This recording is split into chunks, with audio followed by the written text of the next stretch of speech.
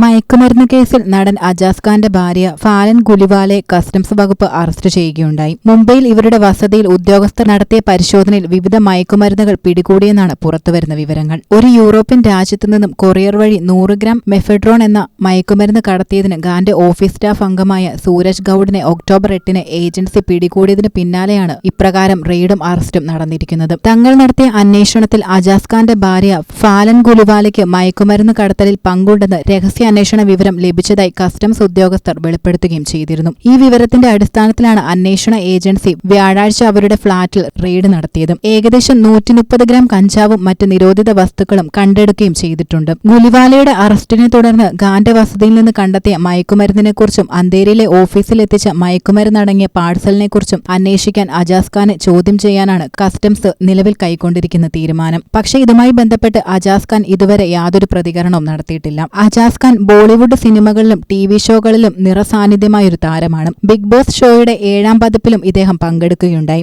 നിരവധി സിനിമകളിലും താരം അഭിനയിച്ചിട്ടുണ്ട്. കോമഡി നൈറ്റ്സ് വിത്ത് കപിൽ എന്ന TV ഷോയിലും അദ്ദേഹം പ്രത്യക്ഷപ്പെട്ടത് വിവാദങ്ങൾക്ക് വലിയ തോതിൽ വഴിയൊരുക്കിയിരുന്നു.